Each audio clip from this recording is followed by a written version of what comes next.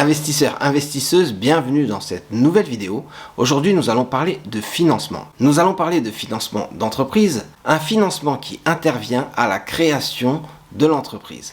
Et à la création de l'entreprise, nous savons qu'il y a d'énormes besoins parce qu'il faut lancer les process, il faut avoir les bonnes personnes, il faut aussi lancer les premiers produits et ça demande de l'argent. Alors que les gens qui créent des entreprises, eux, n'ont pas forcément les fonds nécessaires. Alors qu'est-ce qu'ils font? Ils font appel à des investisseurs. C'est la phase d'amorçage. Les investisseurs vont mettre de l'argent pour que l'entreprise puisse démarrer et faire ses premiers résultats. C'est important pour les entreprises naissantes d'avoir accès au financement car elles peuvent être basées sur de très bonnes idées. Et s'il n'y a pas de financement, pas de passage à l'action et donc l'idée reste au stade de l'idée. Regardez toutes ces grandes entreprises et imaginez-vous si au départ, les créateurs n'avaient pas bénéficié d'un coup de pouce avec des premiers financements. Aujourd'hui, elles n'existeraient pas. Alors c'est à ce moment-là qu'interviennent les business angels. Qu'est-ce qu'un business angel? Un business angel, c'est une personne, donc une personne physique qui va investir dans un projet. Cette personne va mettre des fonds pour lancer l'activité ou pour financer l'activité. C'est donc différent d'une société de capital risque. Parce que la société de capital risque, même si elle intervient quelquefois dans l'amorçage, elle va arriver avec une équipe de professionnels et surtout des fonds conséquents. Alors que le business angel, lui, il va travailler tout seul, quelquefois en association, donc plusieurs business angels qui se réunissent, ou alors juste en association et en réseau pour trouver les meilleures affaires. Alors le business angel intervient, lui, il va financer l'entreprise, il va mettre des fonds. Les fonds, ça va être de 50 000 à 500 000. Quelquefois, ça peut être un peu plus, mais quelquefois, ça peut être aussi un peu moins. Certains business angels vont se baser sur des secteurs qu'ils connaissent, donc ils vont investir que dans certains secteurs et avec leur réseau, ils vont avoir accès aux demandes de financement dans ce secteur. D'autres vont investir seulement dans certaines zones géographiques, mais le business angel choisit où il veut investir. Alors, comment ça se passe quand on est business angel? Quand on est business angel, déjà, on s'inscrit dans un réseau de business angels. Donc, ça nous permet de recevoir les demandes de financement, de recevoir les projets et donc de choisir les projets qui peuvent nous intéresser. Parce que si on ne fait pas ça, on n'a pas forcément accès à tous les projets, à moins d'être connu. Et là, on va recevoir quelques projets et ensuite on va voir si on investit ou pas. Quand on est dans le réseau, on reçoit les projets, on étudie les projets, quelquefois même on étudie les projets à plusieurs et ensuite on regarde si on veut investir. Dans ce cas, on va contacter les créateurs d'entreprises, ceux qui ont envoyé le dossier pour les rencontrer et pour qu'ils fassent le pitch sur leur entreprise et leurs espérances de gain. Une fois qu'on a rencontré le créateur ou les créateurs, on sait de quoi il s'agit, non seulement l'activité, mais aussi qui sont les managers et comment ils fonctionnent. Donc ça se base aussi beaucoup sur la personnalité des créateurs et on va choisir si on investit ou pas. Et ce qui est bien quand on est business angel, c'est qu'on va investir des montants qui restent quand même à taille humaine et aussi on va pouvoir accompagner les créateurs. Si par exemple le business angel était un spécialiste dans un secteur très précis, alors il va pouvoir amener son expertise aux créateurs et donc les accompagner dans leur développement. Non seulement il va mettre les fonds, mais en plus il va les accompagner, donc s'assurer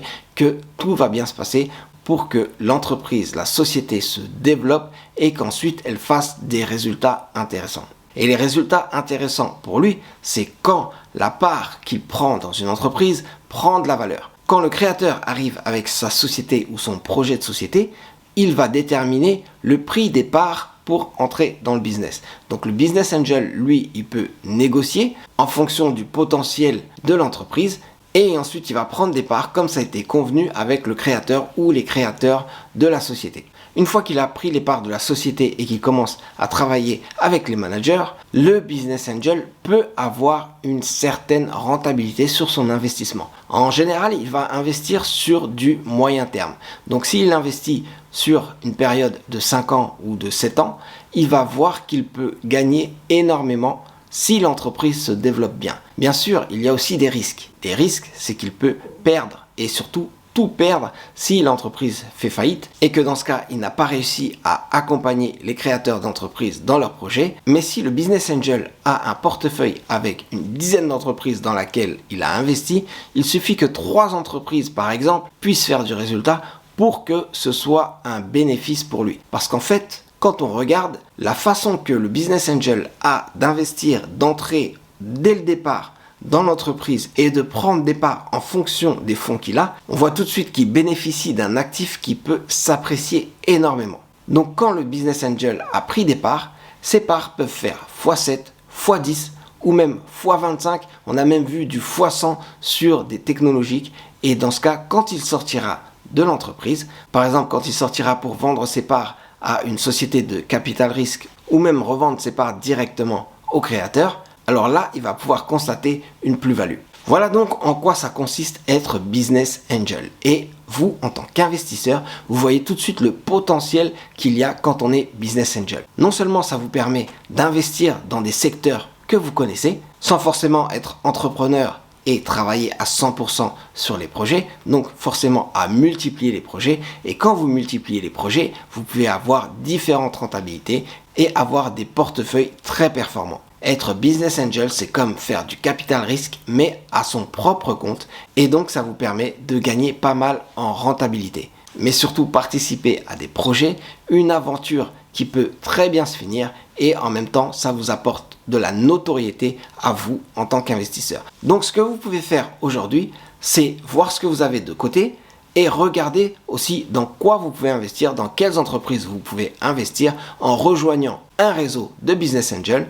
Vous n'êtes pas obligé d'investir tout de suite et quand vous allez voir des projets qui sont intéressants, ce sera possible pour vous de vous lancer avec une mise de départ qui sera plutôt faible et avec le temps, vous pourrez investir un peu plus, toujours plus, faire grossir votre portefeuille et sûrement déboucler certaines lignes avec des rentabilités qui peuvent être vraiment intéressantes. Voilà, c'est tout pour la vidéo d'aujourd'hui. Être business angel, ça apporte énormément aux créateurs d'entreprises, non seulement en termes d'argent, mais aussi en termes de compétences. Mais pour vous, investisseurs, ça peut être une aventure vraiment intéressante. Merci d'avoir suivi cette vidéo jusqu'au bout. On se revoit très vite pour une prochaine vidéo. C'était Serge Aliwania pour le Café de l'Investisseur.